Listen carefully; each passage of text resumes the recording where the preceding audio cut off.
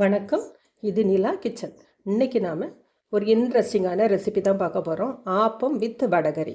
இது எப்படி பண்ணலாம் அப்படின்னு சொல்லிட்டு பார்க்கலாம். அதுக்கு முன்னாடி எல்லாருமே நம்ம சேனலை சப்ஸ்கிரைப் பண்ணிவிடுங்க, லைக் பண்ணுங்கள், ஷேர் பண்ணுங்கள், கமெண்ட் பண்ணுங்கள். வாங்க இப்போ வீடியோக்குள்ளே போகலாம். பேன் அடுப்பில் வச்சுடுங்க. கொஞ்சமாக ஆயில், எண்ணெய் விட்டுட்டு ஒரு பீஸ் இஞ்சி, 50 கிராம் அளவுக்கு தேங்காய். இஞ்சியும் தேங்காயும் கொஞ்சம் நல்லா வதங்கி வரட்டும். இஞ்சியும் தேங்காயும் இதே போல் வறுத்து அரைச்சிங்க அப்படின்னா அதோட அரோமா வந்து ரொம்ப நல்லாயிருக்கும். இஞ்சியோட பச்சை வாசனை நல்லா போகிறது வரைக்கும் வெந்தால் போதும். அதுக்குள்ளே தேங்காயும் நல்லா குக் ஆயிரும். இதோட இப்போ 2 பச்சை மிளகாயும் சேர்த்துடலாம். இஞ்சி தேங்காய் ரெண்டுமே நல்லா கலர் சேஞ்ச் ஆயிடுச்சு. இஞ்சி வந்து நல்லா வதங்கிட்டு சுருண்டுட்டு பாருங்கள். இதேமாரி நல்லா ப்ரௌன் கலராக சுருண்டு வந்ததுக்கப்புறமா கட் பண்ணி வச்சுருக்கிற ஒரே ஒரு வெங்காயம். தேங்காய் சேர்க்குறதுனால வெங்காயம் ரொம்ப வேண்டாம். 1 டீஸ்பூன் அளவுக்கு சோம்பு, 1 டீஸ்பூன் ஜீரகம், 1/2 டீஸ்பூன் அளவுக்கு மிளகு. இதை நல்லா வதக்கிடுங்க. ஓரளவுக்கு வெங்காயமும் கலர் சேஞ்ச் ஆயிடுச்சு. இப்போது கொஞ்சமாக கருவேப்பிலை, கட் பண்ண ஒரு தக்காளி, கொஞ்சமாக உப்பு சேர்த்துக்கிடுவோம். இந்த மிளகாய் கூட நல்லா வதங்கி வந்துடுச்சு. இதோட 1/2 டீஸ்பூன் அளவுக்கு மிளகாய் பொடி. மிளகு போட்டிருக்கோம், பச்சை மிளகாய் போட்டிருக்கோம். அதனால் காரத்துக்கு நீங்கள் தேவைக்கு மிளகாய் பொடி போட்டுடுங்க. 1 டீஸ்பூன் அளவுக்கு தனியா. 1 மினிட்ல இது வந்து ரோஸ்ட் ஆயிரும். நமக்கு மிளகாய் பொடியும் தனியா பொடியும் லைட்டாக வறுபட்டால் போதும். இதை வந்து ஸ்டவ் ஆஃப் பண்ணி வச்சிடலாம். சூடு ஆறட்டும்.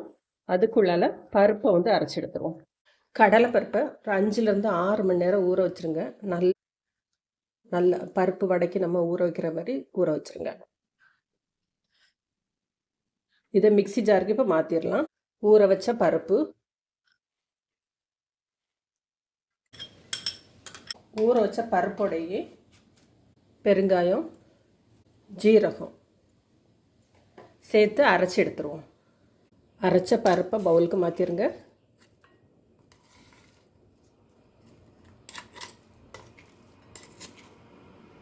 இது போல் ஒன்றும் பாதியமாக அரைச்சி எடுத்துருங்க. கட் பண்ண வெங்காயம், சின்ன வெங்காயம் போடுங்க.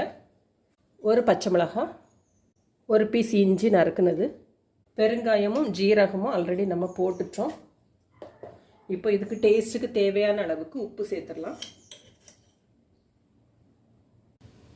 இது போல் நல்லாவே மிக்ஸ் பண்ணி வச்சுருங்க. எல்லாமே ஒன்றா கலந்தாச்சு. இது இப்போ அப்படி இருக்கட்டும். எண்ணெயில் வணக்கி வச்சுருக்கிற மசாலாவை இப்போ அரைச்சி எடுத்துடலாம். நல்லா சூடாறிட்டு இதை நல்லா பேஸ்டாட்டு இது போல் மசாலாவை நல்லா ஸ்மூத்தாக அரைச்சி எடுத்துருங்க. இப்போ இது இருக்கட்டு, நம்ம வடையை ரெடி பண்ணிடலாம்.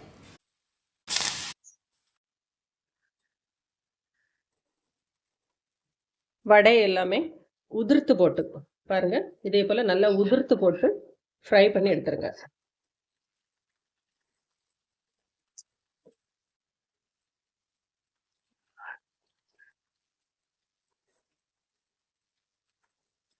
பக்கோடா உதிர்த்து போட மாதிரியே போட்டு எடுத்துருங்க.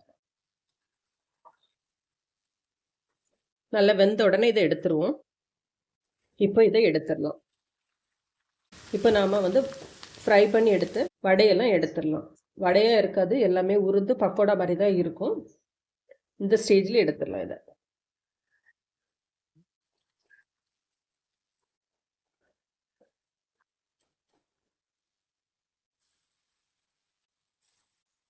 ஒரு சிலர் வந்து கிரேவி கொதிக்க வச்சு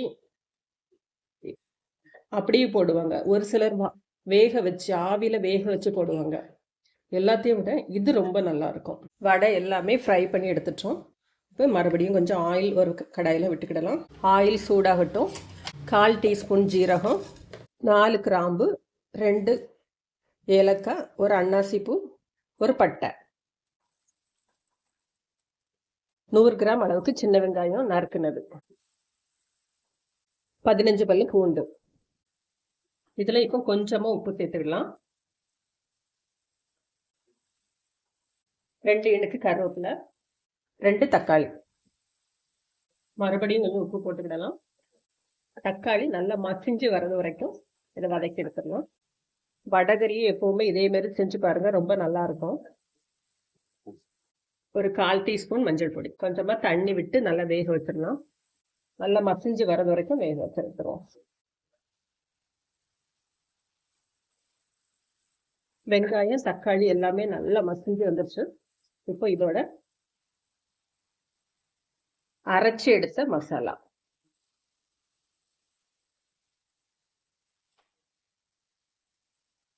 தண்ணி சேர்த்துக்கலாம்.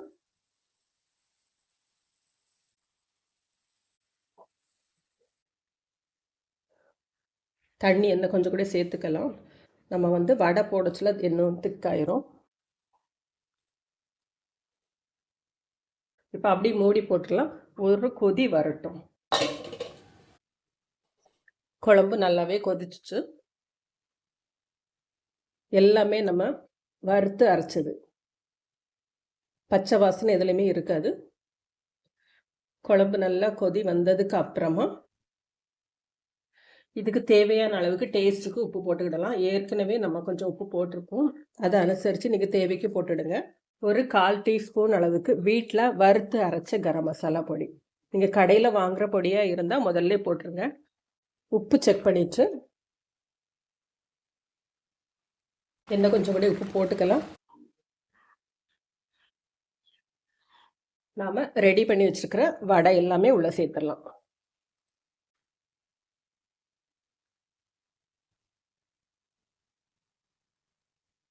ஒரு 5 நிமிஷம் மீடியம் ஃப்ளேமில் இருக்கட்டும்.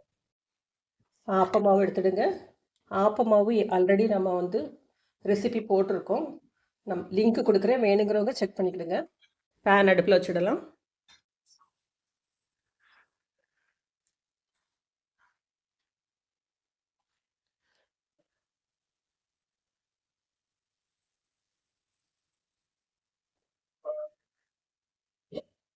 ஒரு மூடி போட்டுருங்க.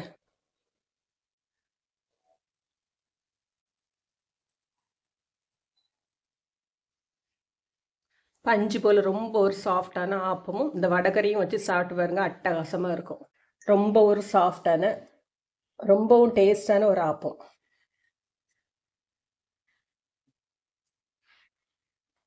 வடகரி நல்லாவே திக்காயிடுச்சு. இப்போ ஃபைனலாக கொத்தமல்லி எல்லாம் தூவி இதை ஆஃப் பண்ணிடலாம். பார்த்தீங்களா எந்த அளவுக்கு திக்காயிடுச்சு? நீங்கள் அவ்வளோ தண்ணி வச்சா தான் கரெக்டாக இருக்கும். இப்போ தான் சப்பாத்தியோடைய ஆப்பம் எதுனாலும் தொட்டுக்கு சாப்பிட்றதுக்கு கரெக்டாக இருக்கும். இப்போ ஸ்டவ் ஆஃப் பண்ணிடலாம். ரொம்பவும் ஒரு டேஸ்டான வடகரியும் ஆப்பமும் ரெடி. இதே போல் நீங்களும் செஞ்சு பாருங்கள். செஞ்சு பார்த்துட்டு எப்படி இருக்குது அப்படின்னு சொல்லிட்டு ஃபீட்பேக் கொடுங்க. தேங்க்யூ.